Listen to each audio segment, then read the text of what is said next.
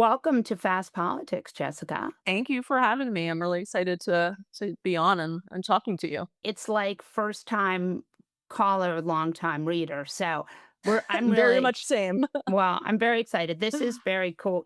As someone who I have a lot of respect for what you do, and I'm going to introduce you, which we like tend not to do because why would we? But you write this incredible newsletter, which is called Abortion Every Day. And when you started writing it, I think you saw what was coming, but I mean, it's been how long have you been doing the newsletter and how Yeah. depressed are you? I've been doing a pretty good job at being more angry than depressed. Like I'm pretty good at just like keeping the fury level at like an all-time high, and that tends to help. But I started it, I already had a Substack where I was doing sort of like a weekly feminist column, but I started it officially after Roe was overturned. And it sort of like came about organically because there was so much horrible shit happening that I was trying to keep track of that I was like, okay, I'm gonna write a little bit almost for myself. And after a couple of weeks, I realized, no, this is a thing. This is a thing that needs doing. And sort of naively, I wondered, will I be able to write about this? Like, will there be enough news to write about every day? Um, and boy, was I stupid because I could write, 4 newsletters a day and it wouldn't be enough. Exactly. So let's talk about one of the hot ideas right now is to run anti-choice Democrats. I didn't know that was a thing, but I didn't even know you could find an anti-choice Democrat because choice seems so popular in You would all think. of these ballot initiatives. So Yeah. talk us through why that's not a thing.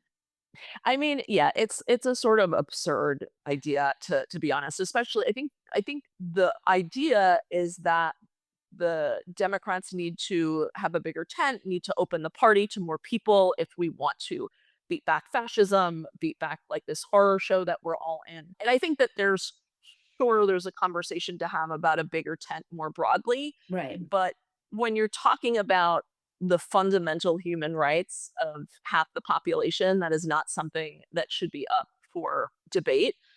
And as you said, this is a really popular issue, right? Like abortion rights is one of Democrats' most popular issues. It is not, that is actually making the tent bigger, right? Like Yeah. leaning into abortion. This is how we're getting Republican voters. Like this is the issue that we can actually use. And so when pundits, and again, unfortunately, a lot of them are men, when they talk about sort of throwing women's rights under the bus in service of getting more votes, it reveals that they don't follow this issue and that they don't know what they're talking about when it comes to Right. this issue because of how popular it is. You wrote this really good newsletter that goes through how popular it is. And I'd love you to sort of like give us the highlights. I mean, there's stuff like there are different states where it's more popular than other states, but really it's so like I'd love you to talk about sort of the states like Nevada, like New Jersey, Sure. Pennsylvania. Just talk us through what that looks like. Sure. I mean, I think you can look at pretty much any state and see that it is pro-choice. Like voters overwhelming. Like you go to Tennessee, voters want the abortion ban gone. Right. You go to what you would consider red states, like really red states, they don't want the government involved in abortion at all. Nationally, we know that it is 81% of Americans they don't want a law on abortion. They do not want pregnancy and abortion legislated. 81% is a massive, Yeah, massive that's number. Like monster. Yeah. that's a really big deal. And some of the states I talked about in the newsletter last night, I mentioned them because when, Ezra Klein made this comment about pro-life Democrats, he mentioned, if you want to win in Missouri, Ohio, Kansas, you need pro-life Democrats. It just so happens that all three of those states in the past 2 or 3 years had huge, huge ballot measure Right. wins, right? In Kansas, they beat back an anti-abortion ballot measure 60-40. Like they Yeah. completely walloped it. In Ohio, they passed a pro-choice ballot measure. In Missouri, they passed a pro-choice ballot measure. And the thing I said about Missouri that I think is really telling, Republicans there know how popular this issue Right. is to the point where the pro-choice ballot measure that they passed was called Amendment 3. Now, in 2026, Republicans are putting a ban on the ballot. They're calling it Amendment 3 Right. because because they know how popular it is and the hope is to trick voters. So Republicans understand that this is where they're losing and that this is where they need to like roll back. So it just blows my mind that some Democrats don't understand that.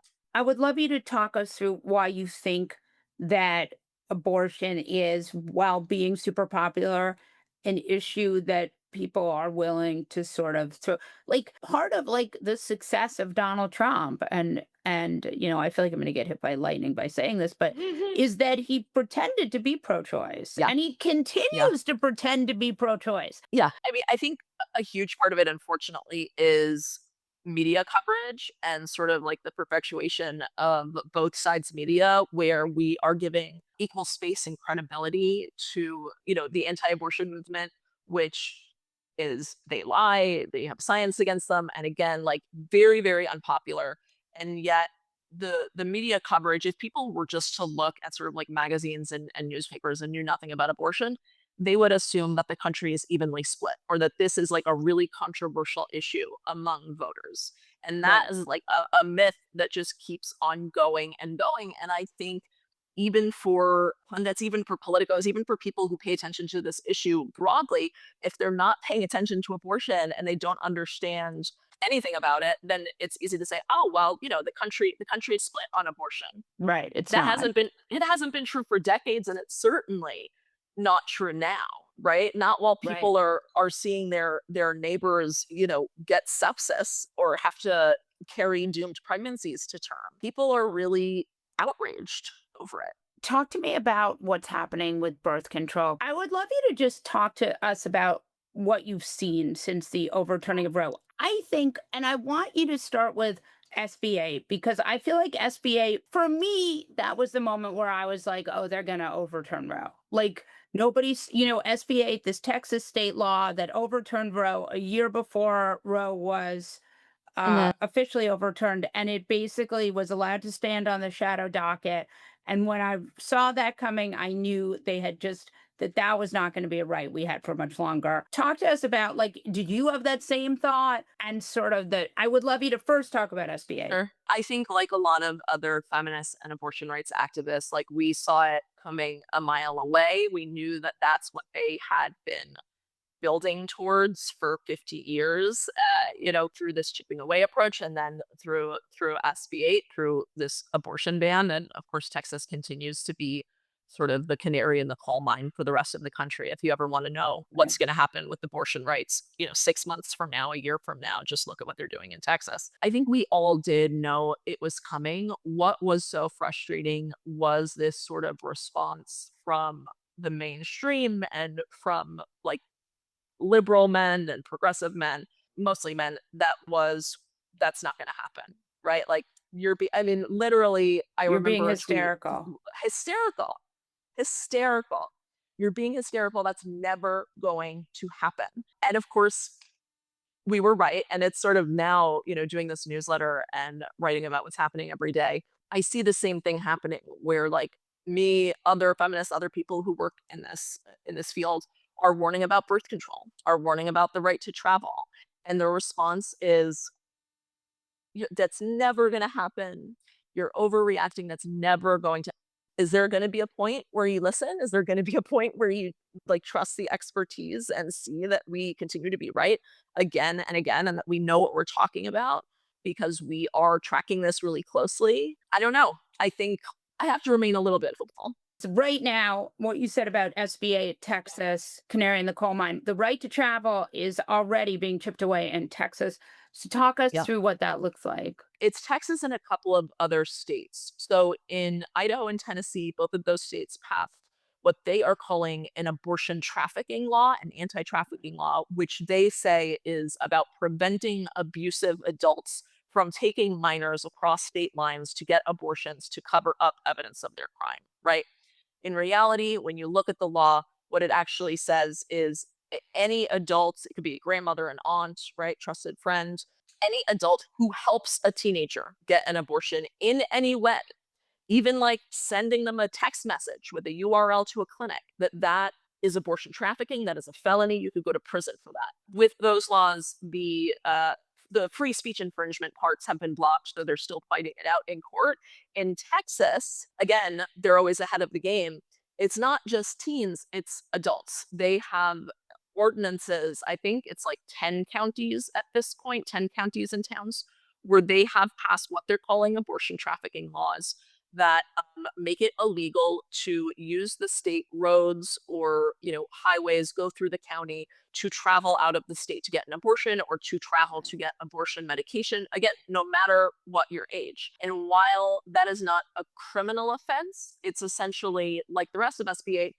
Someone can sue you, they can sue the shit out of you, ruin your life.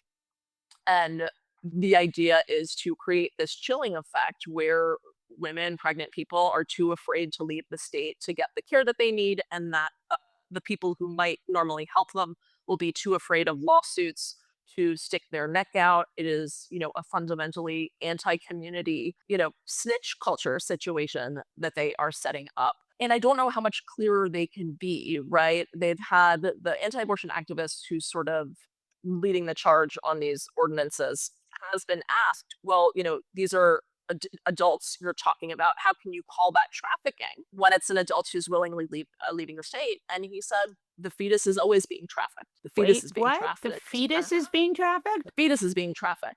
So if you leave the state, his idea is if you're a pregnant person leaving the state, you're trafficking the fetus for an And this abortion. isn't Matthew Kaczmarek, right? Everyone's No, that's favorite not the judge. judge. No, this is Mark Dixon, who's like a full weirdo, like backwards baseball cap, has like creepy, youth pastor vibes. He goes town to town trying to pass these things. But like what's important to know though is that this isn't just going to stay in Texas. Last year, Montana Republicans proposed a law that said if you are pregnant and you leave the state for an abortion, you are trafficking your fetus. You're trafficking your own fetus. Obviously, it didn't go anywhere, but like they're trying. And this is where it's going. I was on Bill Maher's show and we were talking about this story about how Costco is no longer carrying Mm, methopristone. They were making jokes about Costco buying in bulk, but mm. that's not what's happening here. And clearly, there's also like a kind of cold war on the pills, the medical abortion pills, but also the birth control pill writ large. So talk us through that. Yeah, I mean, listen, this is another thing that they have been working on and chipping away at for decades. And the primary way that they are going after it is by conflating contraception with abortion and by Yeah. saying that certain kinds of contraception are actually abortifacients, right? Yep. So, like the same conservative legal organizations that are fighting to get mifepristone off of Costco's shelves and other pharmacies are also, though they're not quite as loud about it, fighting to get emergency contraception off of their shelves because they say it's an abortion. They are arguing that IUDs You are know. abortions and even the birth control pill. And the story that I'm very concerned about that I've been covering for the last 2 weeks, I think, is that the Trump administration basically made their first official move, first official statement policy calling birth control abortion, and it's nowhere. There's like no coverage of it. It's wild. And this was several, like the State Department, USAID. It has to do with this $10 million stockpile of birth control that Which everyone's been they talking about, destroyed. Yeah. which I don't know if they destroyed it or it's set to be destroyed. There was some confusion Okay. about it because, like, who knows? Because But right. they said they're going to destroy it, and they said they're going to destroy it because it's abortion.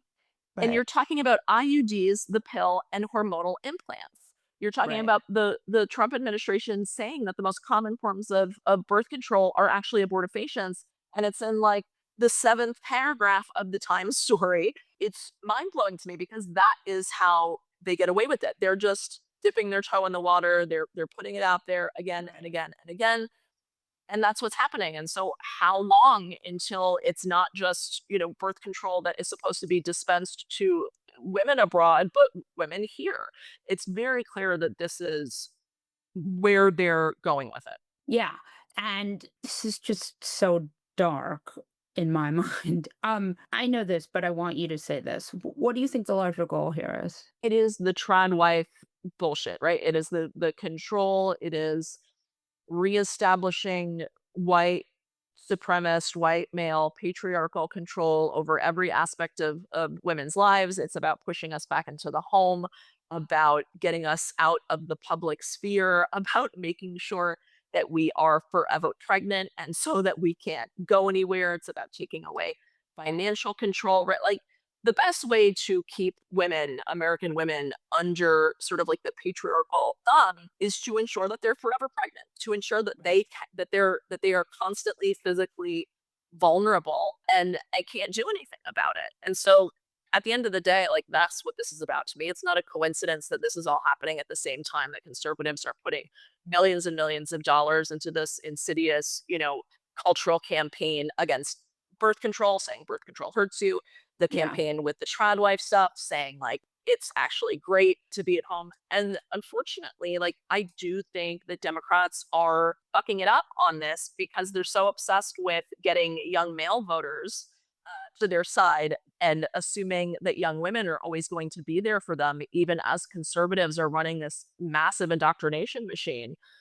It's dangerous. We're in danger of losing those votes. It's just so incredibly dark. The reality of Roe, the people bleeding out in their, women going to hospitals not being able to be treated, that reality, do you think people are seeing it firsthand? And do you think it Right. is changing hearts and minds? Because that's what happened in Yeah. 1973. I think yes and no. I think when those stories are out there, we know that they make a difference. We know that people's personal accounts of being denied care and the suffering that they're facing, we know that that changes people's hearts and minds.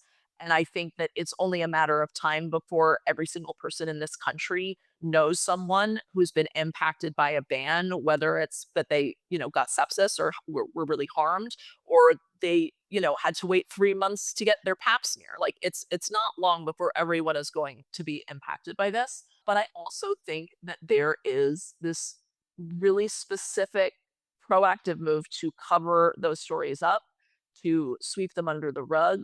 You have Republicans shutting down maternal mortality committees. Right. You have them saying that, these women who are dying didn't actually die because they were denied abortions, but because of abortion pills. Like, again, because they've been Right. planning this for so long, they knew women were going to die, right? They like strategized over that and pulled for it and messaged for it. And now they're doing all the stuff that they planned for. And so I am concerned that if we're not fighting back really aggressively on that and making sure that those stories are out there, that people won't hear them. Yeah. No, I mean, and there we are. Jessica Valenti, will you please come back?